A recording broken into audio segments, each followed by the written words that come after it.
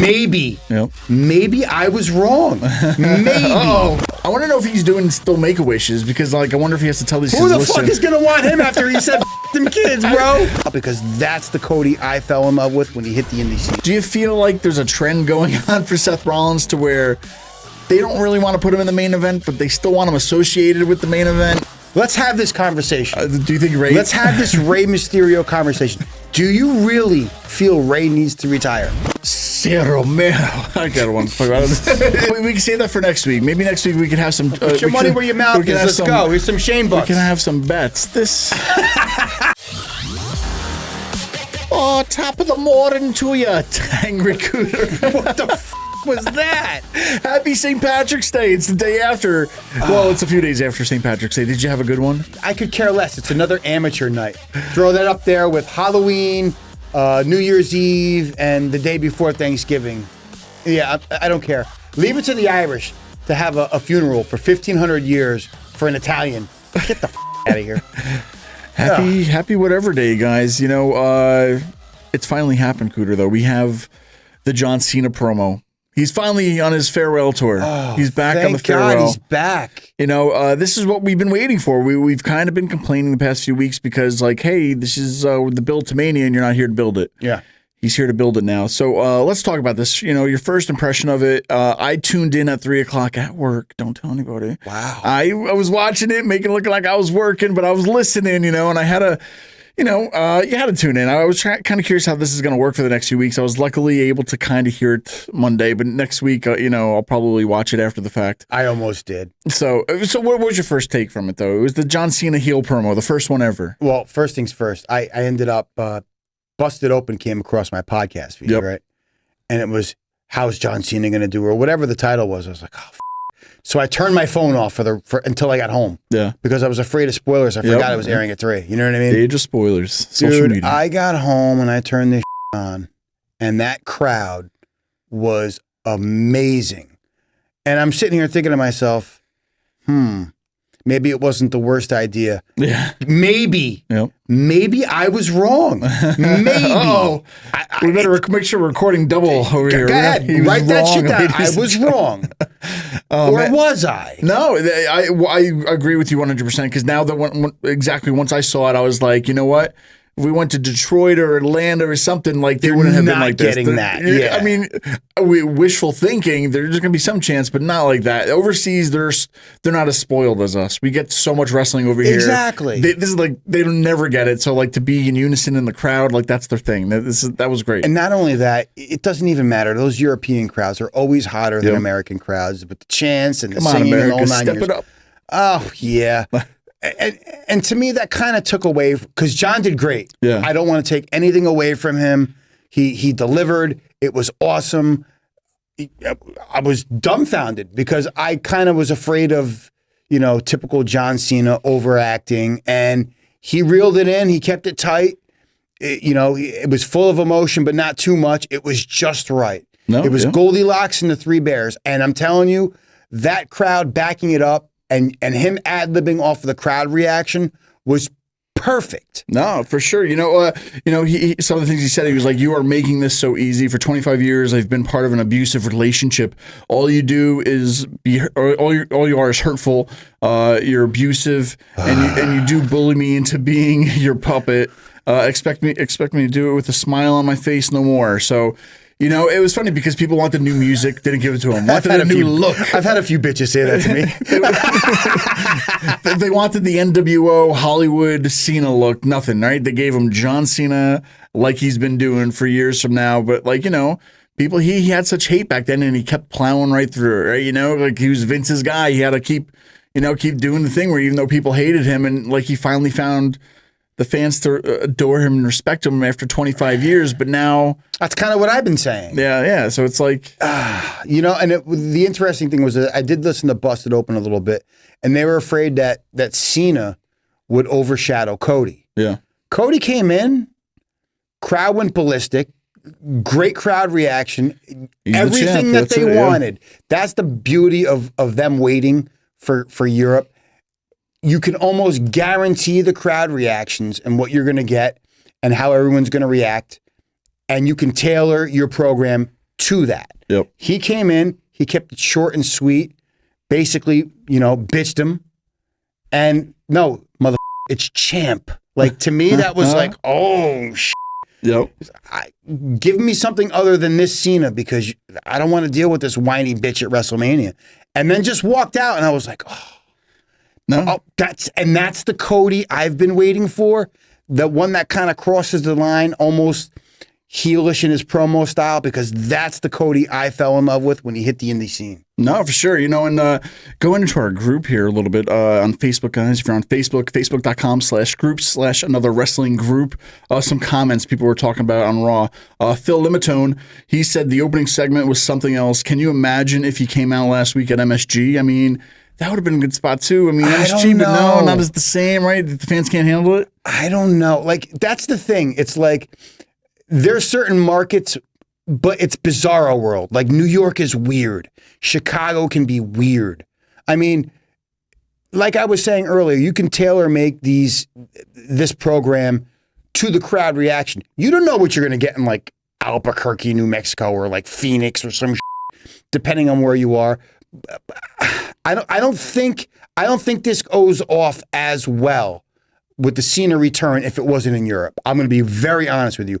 Unless, like you're saying, maybe New York, maybe Chicago, depending. It would have been hit or miss. I think it was the smartest thing that they've ever done was wait. No, for sure. Even though I was a bitch and said, you have to be here for me to say farewell. Like, I get it. I was wrong, Credo. He was wrong. I'm wrong. All right. Well, Matt Rasnick, he brought up, he said there's something so unsettling about Cena in his Cena costume, glaring at the crowd like that. That's why I think this is better than Hollywood Hogan. So he was kind of thinking this a little bit better than Hogan's.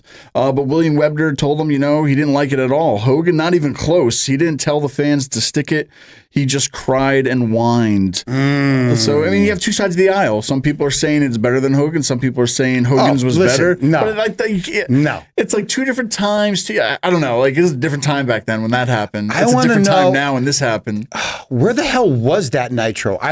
That's something I want to fact check. I want to know what crowd was the reaction for that next night on Nitro. They're throwing trash in his face. That was like, now you can't do it. You get kicked out. So you missed the show. Like, they're really strict about that today. Where they didn't want to deal with the people throwing the trash at that time. So it's a different place, a different era. But for him to do this heel turn now, I think we were, looking forward to this year. We were like, oh, it's the John Cena farewell tour. Oh, it's kind of cool that he's getting this. Oh, and even from the Royal Rumble, we all were like, oh, okay, he didn't win this one, but we're going to see. Yeah. And then it came the heel turn, and that's like, it just made his last year even more not miss, right? So let me ask you, what side of the fence do you stand on? Do you think Hogan's was better, or do you think Cena's was better? And that's exactly, because I'm like, back when the Hogan thing happened, it was such a big deal because at that time, nobody of Hogan's stature went bad, right? You either came in as a bad guy and left or whatever, but... Yeah, because even back then, you heard the stories of, it doesn't work for me, brother. Yeah. You know?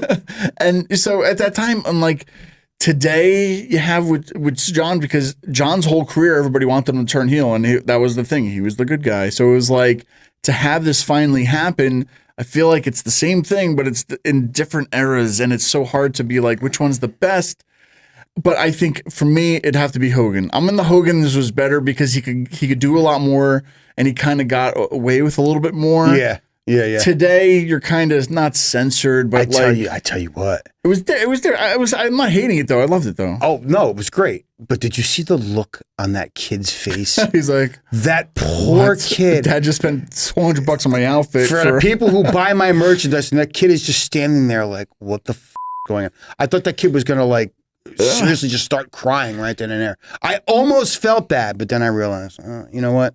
It's a TV show. I want to know if he's doing still Make-A-Wishes, because like I wonder if he has to tell these kids. Who the fuck is gonna want him after he said kids, bro? I'm saying there's got to be some kid out there be like, just it's my dying wish to talk to him or like kick him in the nuts or something. Some kids got to like want. I'm kind of curious, but some people are talking today that he's posting like on his social media, like the thing with Ross and Rachel from Friends, how eventually he might become good again. There's so many people digging too deep into social media. Oh, we were on a break. Yeah, Get the f out of here. He dumped us, everybody. John Cena dumped us, and that's what's happening. So, okay, so go back to Cody because, it was short and sweet, but it was like, once again, last week, we've already had 2 different promos leading up to this of Cody just saying, and now we get... And I hated both of them. I'm going to be very honest with you. And, like, it shouldn't have done nothing until now. Like, we didn't need to see Cody. Like, he didn't even need those promos. All we needed was this right here.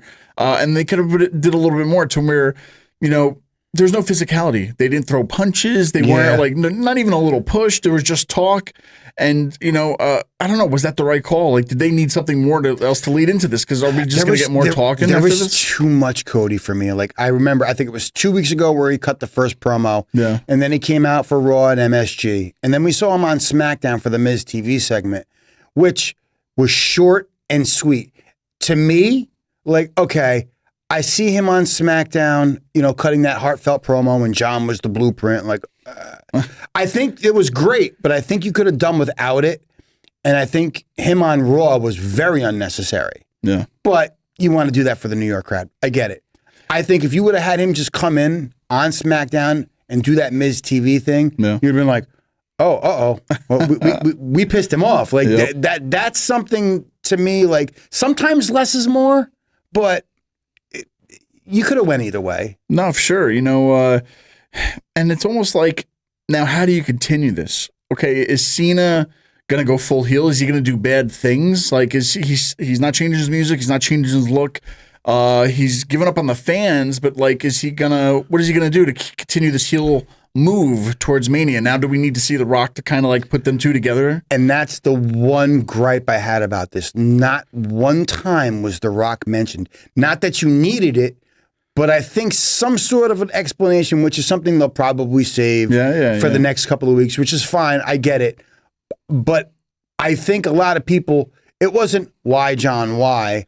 And you could sit there and piss and moan and bitch, and it was great. Yeah. Top 5 promo of him of all time. But I mean, for that to be your number one, that one little piece of information would have been just like, for somebody who you crapped on for years for leaving and going to Hollywood and doing the via satellite, and I don't need to write my promo on my wrist. And now, even last year, you took a rock bottom from him in the main event when it was Cody and Roman Reigns, and now you're siding with him. Like, you have such... I need that. Yep. I need that explanation, and I'm looking forward to it. No, for sure. And, it's only a few weeks away till Mania.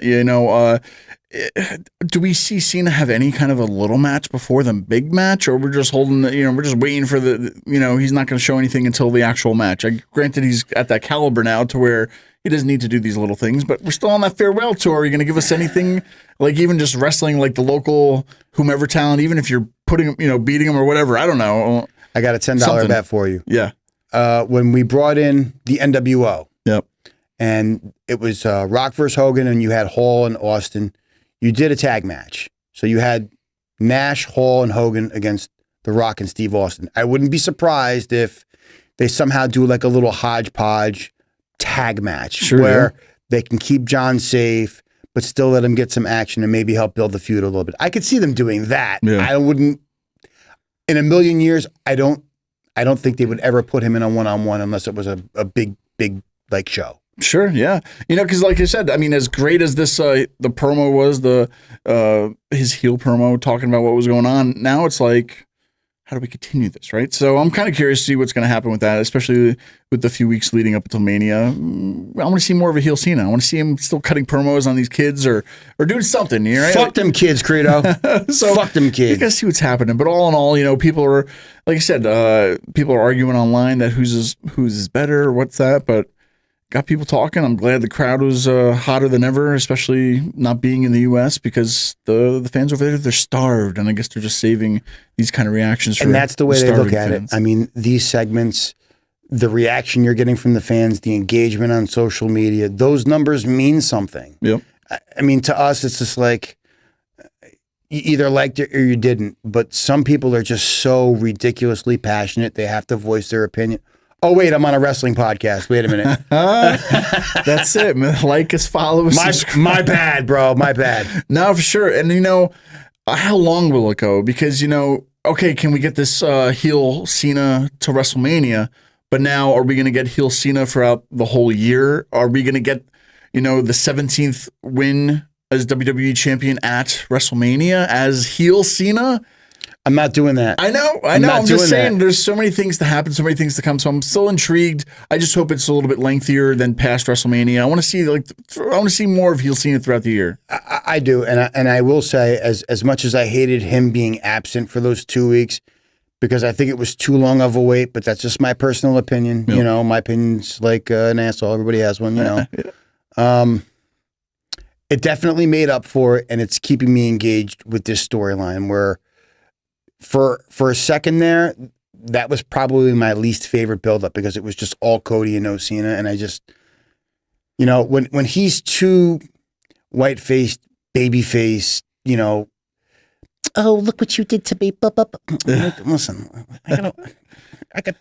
it's too many people who talk to me like that way. You know what I'm saying? Like, yeah. And his black eye is pretty much almost healed, right? So yeah, really. It's he heals quick. I still think I would have loved to see it that night after the pay-per-view or that the first show back to see him do this just to keep on top of this heat going, right? Yeah.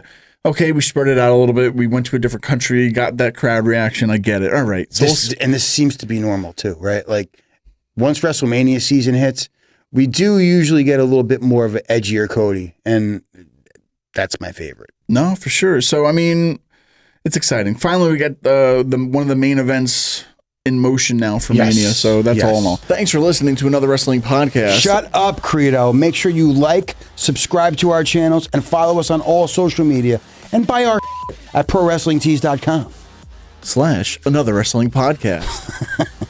But there's little things that are happening outside of this. Some talk I want to get into, and just little things that I'm noticing. Maybe you can talk to me about it. But for example, the Women's Championship this week. So last week, if you guys are watching Raw, if you're watching, they had the little thing we talked about with Rhea and Bianca and Io Sky to where, she slapped them. They had a little good promo, and that was great. So right there, I'm like, oh, now next week they're going to book a three-way match for the Women's Championship. So then this week, they started with Bianca and Io doing contract signing for the championship, which then Rhea interrupted to get her name onto the contract. So I'm confused because I'm like, why are you confused, Credo? Because I'm last week it should have been, okay, well, this week this is what's going to happen. And I feel like they ignored what happened last week. No, they didn't. And this week they're just we're going to forget with that and we're just going to go to the contract signing. You're wrong. I'm wrong, but it's just confusing. The winner of the Elimination Chamber got the championship opportunity. Rhea put up the belt. She lost the belt. She's out of the match.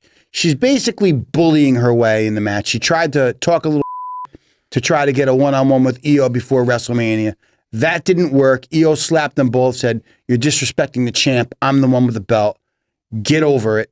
And this week, Rhea just did what she did. She bullied her way in, beat their asses, put her name on that contract. It's a nice little storytelling. It's And I feel bad for Bianca because it's I went through an elimination chamber to get this, and you're just gonna put your name on the contract. This is good storytelling. Where is the contractual obligation to give the former champion a rematch right after they lost the championship? No, they got rid of that. No, dude, you remember how much we used to piss and moan because they would last forever. It would go back and forth. We'd have the same match every week for 2 months. You lost it, then they win it. Then they lost it, then they win it. Oh, I get my automatic rematch clause. Get to the bottom of the pile and work your ass way back up there. All right. There we go. So, I mean, a little just things I'm trying to think. Okay, so it's the road to WrestleMania. Seth Rollins. I got a little story with Seth Rollins. Maybe we can talk about this too. Okay. I feel like he's always the third wheel. Last year, he was thrown into the WrestleMania tag match, and that didn't really need him. And it was funny because they even had the commercial, him just standing next to Cody. I was like, well, wait a minute. It's him. Why are you in this, Seth? This year, I feel like he finds himself in a similar spot. Just being overshadowed again. And I know we talked that I think Rollins versus Roman Reigns would have been a great match on its own. I feel like that has the history. There's a lot of story there to be its own WrestleMania match. Yes. Now if we're adding CM Punk to this, suddenly when you have that name into it, I feel like suddenly Seth is the odd man out. Do you feel like there's a trend going on for Seth Rollins to where they don't really want to put him in the main event, but they still want him associated with the main event? And, I don't know. But he's not the main event. I know. Roman and Punk wouldn't be the main event. No, I know. Well, not the main event, but like one of the top tier matches. Of course, you know, I get not what you're saying. Yeah. How else do you put all this talent on this card? We're going to have 3 days of WrestleMania now? Yeah. I mean, I'm okay with this. I'm still upset with the CM Punk thing because I really wanted him in this. But once again, The Rock's screwing him out. But you don't know yet. You don't know yet. That's right. The card is not done. And what we've been saying week in and week out, and what we love about this is that we can't predict it. That's true. Okay. Does it look like it's going to be a triple threat? Yes. Is it more than likely going to be a triple threat? Yes. But I wouldn't be surprised if we get a swerve. Maybe it is going to be a one-on-one. Maybe it's going to be something different. Like, if we're going to do this, forget a regular triple threat. Let's do a 3-way dance. Yeah. And that I like we have an elimination. And to your point, Seth Rollins always being the third wheel. He's great. He's great at accompanying certain feuds, like him interjecting himself into the Cody Roman thing. Yeah. When Roman had Rock on his side, I think that was brilliant. I think that Rollins has pretty much faced everybody on the roster. And at this point, the only way to really give us something different is to kind of throw him in hodgepodge situations. And I'm not mad at it because that tag match, to me, was probably my favorite match of that weekend. No, for sure. So, I mean, Rollins is always going to deliver. Rollins, he's great at storytelling. He's great at getting that feud moving forward. And with Roman and Punk and Rollins, I have a feeling the next couple, that next month is going to be real interesting. We're going to have some good storytelling, great buildup, and I think that match could possibly steal the show. All right. Yeah, I'm looking in the group again over here.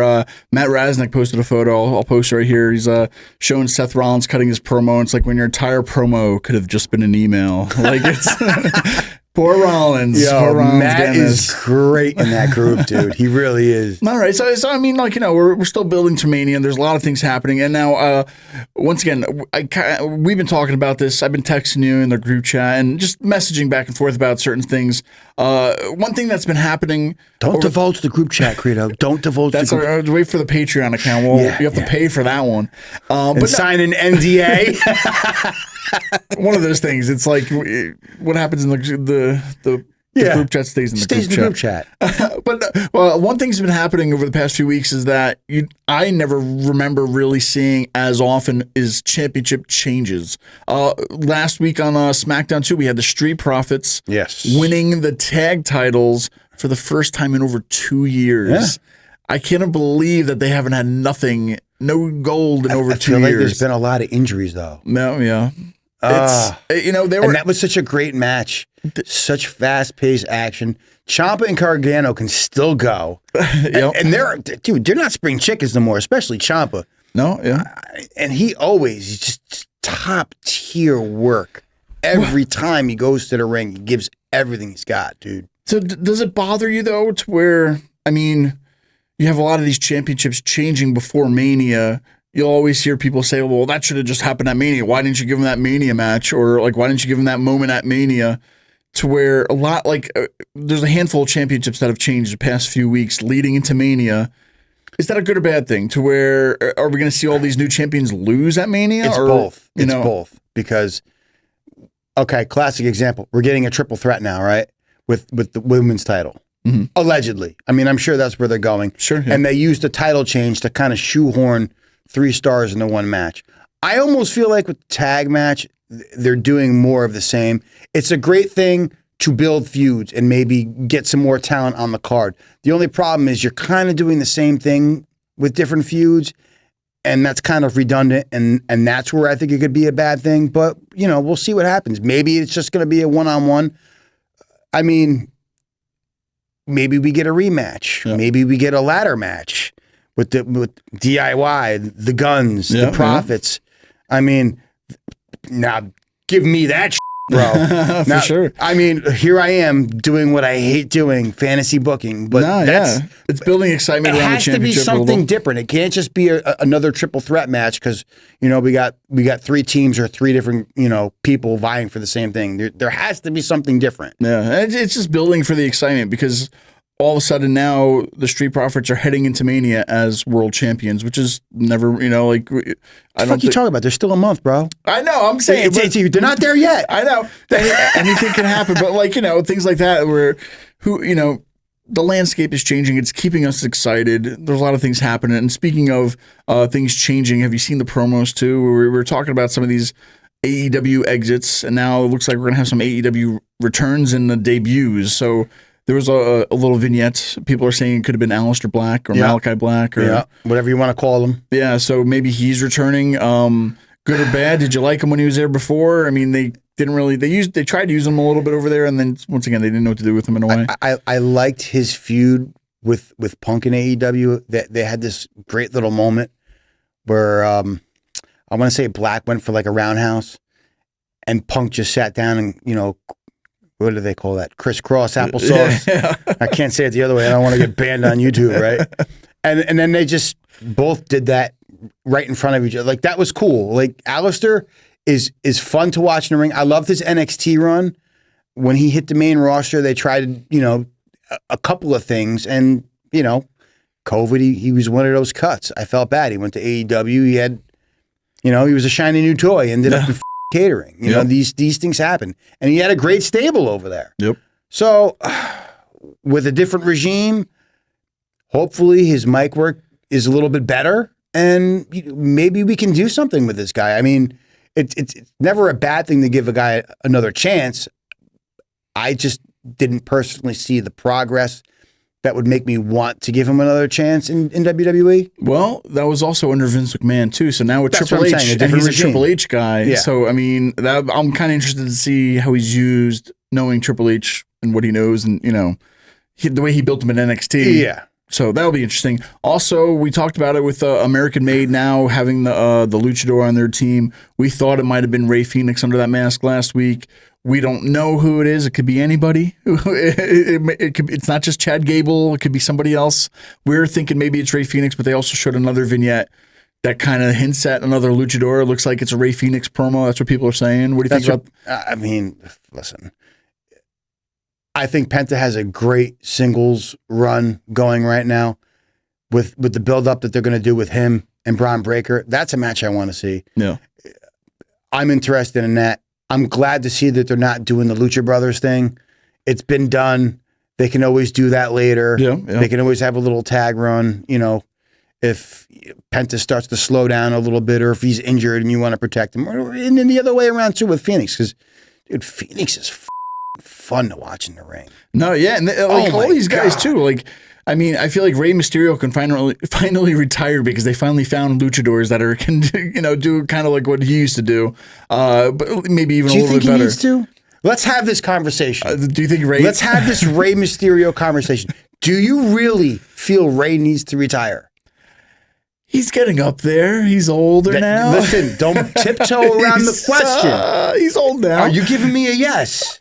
I'm giving you, I don't think there's anything left for him to do. I don't think he needs to still hang around there because I feel like now with these names coming in, I feel like now he's starting to get a little bit overshadowed because these are he's the fresh meat, the young guys. Whoa, pause. Yo, hey. They're the young studs now, right? So they're doing stuff, even though, Sierra Romero.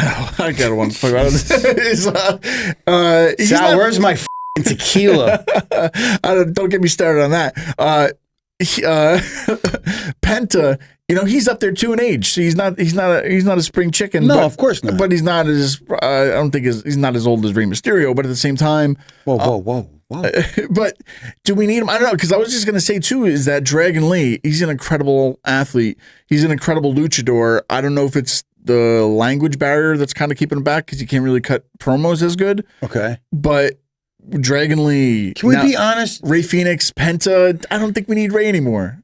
Was Rey ever really a great promo? Honestly. No, okay. Okay, then what are we talking about? You gotta watch Rey Mysterio when he's like 20 on WCW Nitro to see compared to Rey now. The mother can still go. He still wrestles every week. And that match that he had with the tag match with Dragon Lee this week was fantastic to watch. If he can still go, and people still love him, and he's not dragging ass, yep. He's holding his own. Well, why would you do that? I know. I'd keep him there. Well, I have a spoiler alert for you because I was thinking about this today. Jesus, and it has to do with the Mysterios. I think that his son, Dominic. I was going to think of like Dirty Dom. He will be your future IC champion at Mania. I'm calling it today on this show. He's going to be the IC champion at Mania. Guaranteed. I think he's earned it. I think he's earned it too. I think that's what they're kind of going with. You know, Finn Balor, I kind of fit him into the category of Seth Rollins, to where he came in strong as a champ and then kind of like he's faded into that upper mid card. Then what do we do with Finn for Mania? So we got to bring back the Demon. I think that we got to get into another day. But I want to see the Demon has to come back. I think that's his personality. That's his character. Obsession. That he has nothing else going for him. He tried some masks coming out to the ring. He's just Finn Balor, and he needs something else. And I think doing the Demon thing is a great gimmick for him to do it at the pay-per-views. Carry that to that. We're going so fast. I'm talking about Dominic winning the IC championship at Mania. It's happening because I feel like you're saying this because of the whole Finn Balor thing. Yeah, so I'm saying with Finn losing this week, he's kind of on his way out with Judgment Day. I guarantee they kind of kick him out soon. Okay, and we'll have. Do you think that's run its course? I think they need to find a new group. I mean, it's kind of becoming a thing to where it's like, how many times can we rebuild the Judgment Day? How many iterations do we need? It started with Edge, Rhea Ripley, and Damian Priest, and look where we are now. It's like, it's not what it was. I just hate that they use "the" for Judgment Day. Like, it's not the Judgment Day. I'm sure it's a trademark infringement issue, but just say Judgment Day. That's what bothers me the most about the whole name. You nitpick like a motherfucker. I'm saying that's the little things, but no, there's a lot of things we just went through. Okay. It's the road to WrestleMania. All right. Rey Fenix should go. Dominic should get the IC championship at Mania. A lot of things are shaping up, and you know what? I think I could put money on it this year. No, I don't want to put money on it. Come on, say what you're going to say. I can't put money on it. Put it on the table, bro. What do we got? We can save that for next week. Maybe next week we can have some. Put your money where your mouth is. Let's go. Here's some Shane bucks. We can have some bets. Remember, that's what you paid me for the AEW pay-per-view. It's still just like money. It's real currency. Come on, use it anywhere. I feel like I bet you Shane bucks. Saying you could. So what's the bet? What's the bet? I think we're gonna have to save that for next week. I got some bets because I got to work out my books over here. Next week, I think we come back. We have the best bets for WrestleMania. Not to predict I think coming in, if you're gonna build it, we only have a few weeks away. Let's put this card together now because I want to know what we're betting on. Let's make our bets and see what's the better bet online, and we'll put it to vote for the marks out there. See who thinks has a better WrestleMania card. Huh? Making a card. Well, or picking winners for matches we already know. Well, that we can ask them what we think we should do. We'll do it. We'll have a vote out there. We'll see what the marks say, and we can do it up. All right. Okay. All right. So that's it, man. Do you have any more Shane bucks? I don't know. These are. Yeah, I do actually, but you ain't getting any more. You cheap motherfucker. I will pay you back the Shane bucks with other kind of currency. No. I got a better one. Yeah. The winner of the bet takes over the other person's Twitter for a day. Oh my God! I gotta win. Help me win! Help me win, everybody! Yeah, I'm gonna log in as Steve Credo, and guess what I'm gonna say? Help me win. Only you can save a Credo out there. Thank you, guys. We'll see you next week. We have almost 1,500, 2,000 subscribers on YouTube. I can't believe it. Make sure you guys are signing up, subscribing to us, like it, smash it. What are the kids saying these days? I don't know. How do you get likes? You got to pay for this, bro. I ain't got time for this. Just feel please dirty paying for likes. subscribe. It helps us. Like the video, subscribe to the video. It helps us bring you more great content. Thank you. You could win this, Shane. Get the right. We're done.